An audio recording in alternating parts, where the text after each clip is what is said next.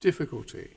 Clark's difficulty during the months spent deciding how to make amends for his past had been the problem of accusing himself without informing on others.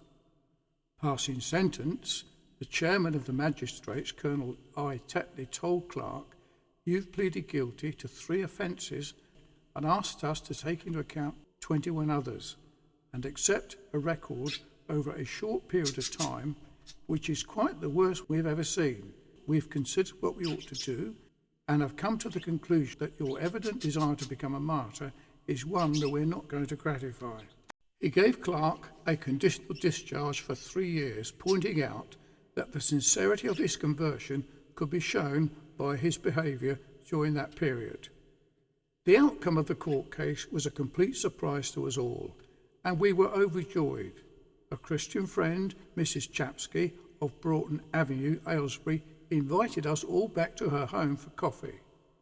D.C. Robson informed me that they had discovered I was the person who'd stolen the television set from Mick West. An enemy of Mick West had tipped them off about the television set. Mick West appeared in court on the same day as myself and was fined £25, and he nearly lost his job with the insurance company that he worked for. His encounter in court, to his embarrassment, also appeared on the front page of the newspaper alongside the article about my conversion. After this, I gave Mick West his Citroen car back that I'd swapped for the colour TV. I had sprayed it a bright Bahama yellow and replaced the engine. At least he was able to sell it and get some money back. I now know and take encouragement that God works well and sorts things out when we cannot do so. As far as the other stolen goods were concerned, the police managed to take away most of them, but the firm who owned the builder's shed sent a trailer. The ironic thing is that I could not get help to load the shed panels back on the trailer. In the end, Mrs. Knight and I were the only ones left to do this. This was very hard work, but between us both we managed it to load the panels on the trailer late at night. To give you some idea of the value of the stolen items, the shed was said to be worth £400. The Mini was brand new, worth £672. The price of a terrace house in that time was £2,000. I tell my story.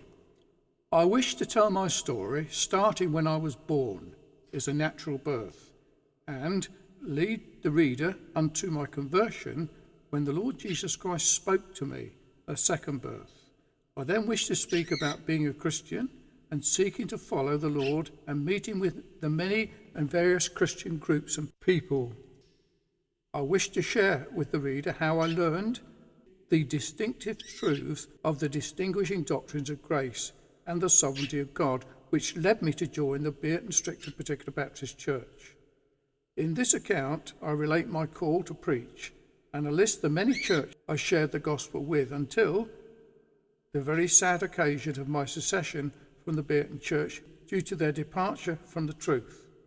The church fell into the error of allowing general redemption to be taught and falling away into the error of the law of Moses becoming the rule of life conduct for the believer, rather than the gospel.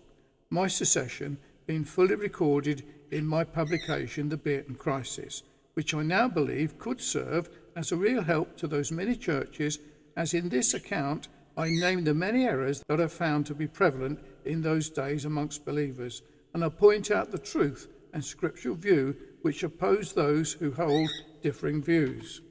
It is my desire that this will serve to help and edify fellow Christians and those seeking the truth as it is in Jesus Christ.